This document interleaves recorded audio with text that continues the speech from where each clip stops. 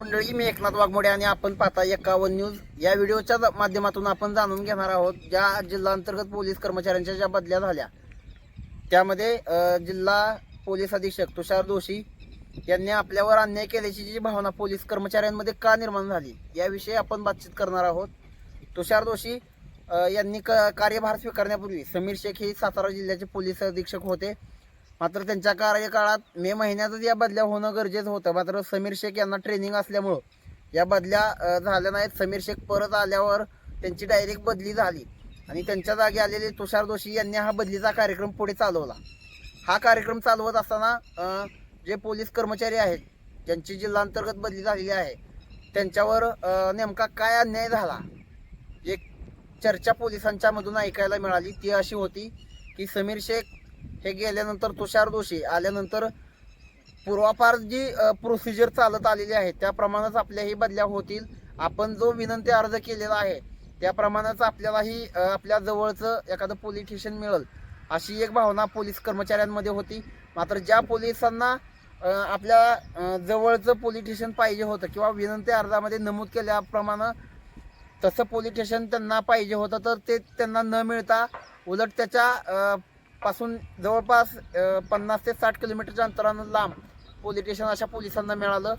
त्याच्यामुळे त्यांच्या मनात नाराजीची भावना निर्माण झाली.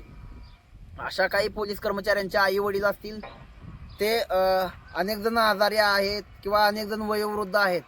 अंतिम काळात त्यांची सेवा घडावी म्हणून या पोलीस कर्मचाऱ्यांनी आपल्याला जवळचं पोलीस स्टेशन मिळालं तर घरी येता जाता येईल आणि आई वडिलांना आधार देता येईल अशा अपेक्षेनं त्यांनी हे जे जवळची पोलीस स्टेशन आहेत ती विनंती अर्जानुसार मागितली होती. मात्र त्यांची ती अपेक्षा पूर्णपणे फोल ठरली. त्याचं कारण आहे तुषार दोशी.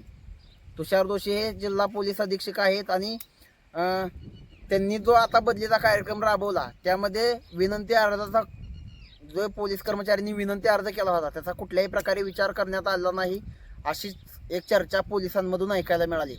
याच विषयाचा दुसरा विषय असा की शासनाचा एक GR आहे, गृह विभागाचा एक निर्णय आहे की जे महिला पोलीस आणि त्यांचे पती आपल्या खात्यांतर्गत काम करत असेल तर त्यांच्या एकत्रीकरणाचा एक GR आहे आणि त्यानुसार महिला पोलीस असतील त्यांचे पती असतील तर त्यांना एकाच पोलीस स्टेशनला ठेवणं गरजेचं आहे. मात्र असं न होता यावेळी ज्या बदल्या झाल्या त्या बदल्याअंतर्गत त्या संबंधित महिला असतील किंवा त्यांचे जे पती आहेत त्यांना 50 ते 60 किलोमीटरच्या अंतरानं पोलीस ठाणी मिळाली. त्याचबरोबर दुसरा विषय असा की काही महिला पोलीस या गरोदर आहेत.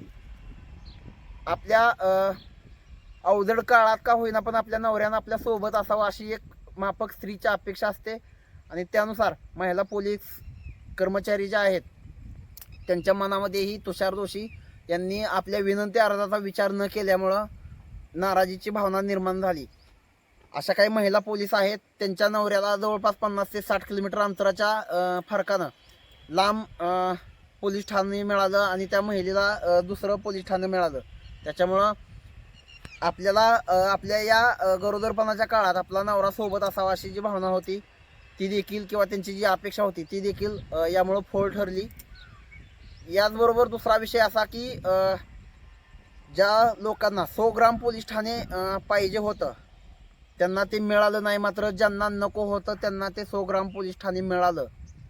त्याच्यामुळं पोलीस अधीक्षकांनी नेमका कुठला विचार करून अशा प्रकारचे बदल्या केल्या हा एक आता प्रश्न पोलिसांच्या मनात निर्माण झालेला आहे.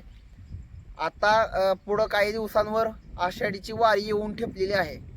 मान खटाव किंवा फलटण डिव्हिजन आणि दहिवडी उपविभाग हे जे दोन उपविभाग आहेत त्या दोन उपविभागामधील जे पोलीस कर्मचारी आहेत त्यांच्या बदल्या वाई असेल, कराड असेल, सातारा असेल किंवा या भागात झाल्या.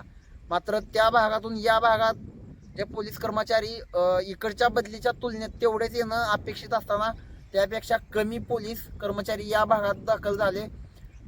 त्यामुळं काय झालं तर या भागातील पोलीस यंत्रणेवर ताण आला. इकडची जी मनुष्यबळ होतं पोलीस यंत्रणेचं ते कमी झालं आणि त्या भागात पुढच्या भागात किंवा सातारा जे वाई असेल, कराड असेल, पाटण असेल या भागात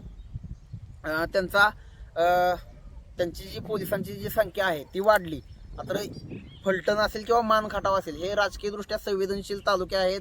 त्याचबरोबर मंत्री जयकुमार गोरे हे देखील मान तालुक्यातील आहेत.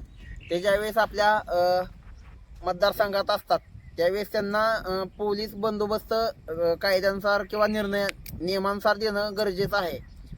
या सगळ्या गोष्टी असताना अपुरा पोलीस फौजफाटा जर एखाद्या पोलीस स्टेशनला असेल तर त्या भागातील अनेक ज्या घटना आहेत त्या रोखणं पोलिसांपुढचं आव्हान असतं.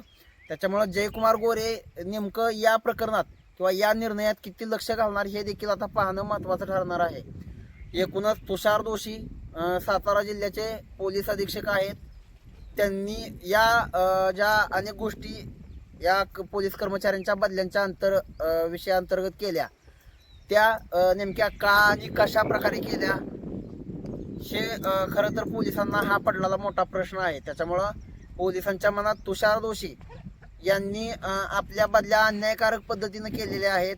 त्याचबरोबर आपल्यासाठी त्या लाभदायक नाहीत अशा जी भावना निर्माण झालेली आहे ती पोलीस अधीक्षकांना आता ती दूर करणं गरजेचं आहे.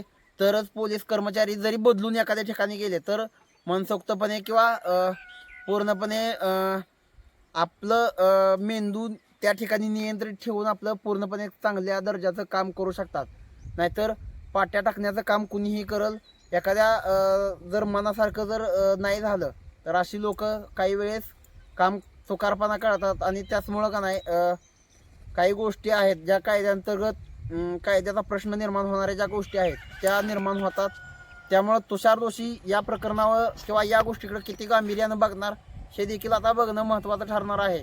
तुषार दोशी त्यांच्याविषयी पोलीस बांधवांच्या किंवा पोलीस कर्मचाऱ्यांच्या मनात ते दोषी असल्याची जी भावना निर्माण झालेली आहे ती दूर होणार का हे बघणं आता खऱ्या अर्थानं महत्त्वाचं ठरणार आहे. धन्यवाद.